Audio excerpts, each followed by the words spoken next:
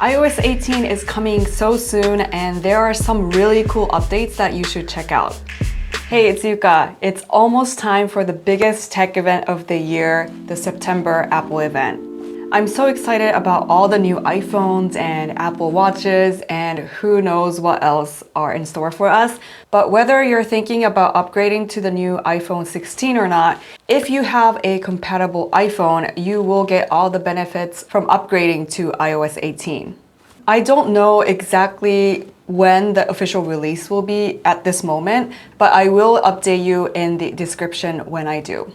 If you can't wait like me, you can update to the public betas and you will be able to use the beta version of the OS. Apple Intelligence is another huge thing that Apple has been working on, but the only compatible iPhones will be the 15 Pros and most likely the 16 and 16 Pros. I've already talked about the Apple Intelligence features in a separate video, so please check that out if you're interested in learning more. This video will be about the features that most iPhone users will be able to use once they update. With iOS 18, there are more customization features available, one of which is being able to customize the colors on your app icons. You can make it cohesive with dark mode, and you can also choose a tint for the icons. My favorite has been the large setting, where the icons become a bit larger and the app name disappears. This makes my home screen feel less cluttered.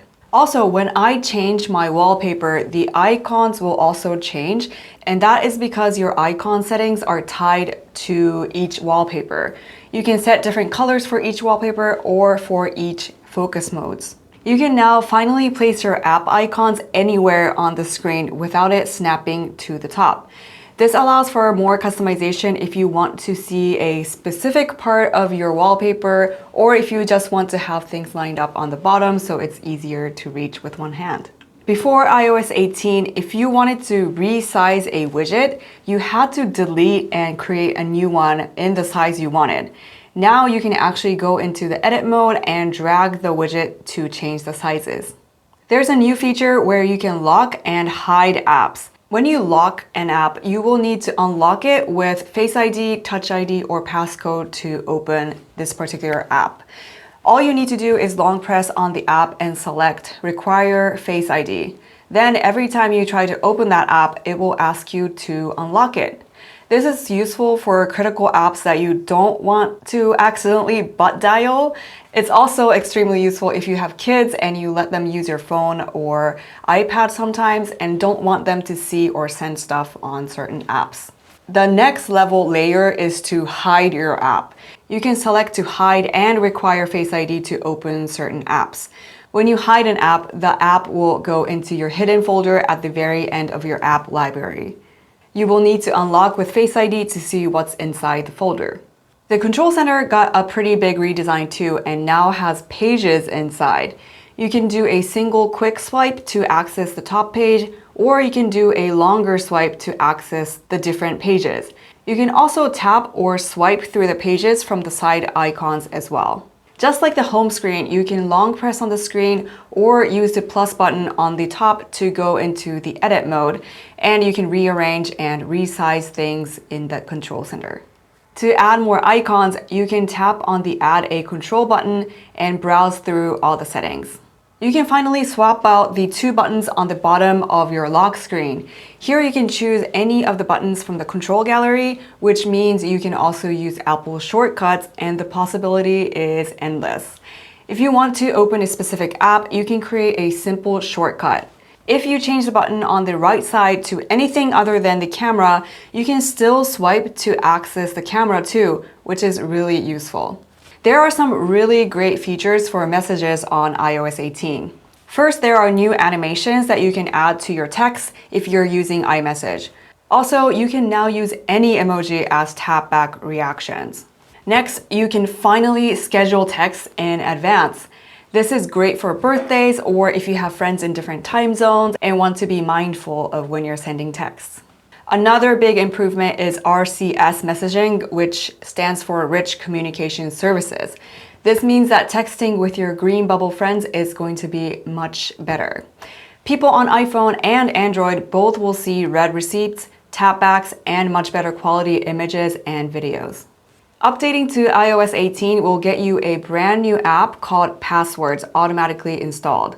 If you have been using iCloud Keychain to store some of your passwords, you will be able to see and use them from day one.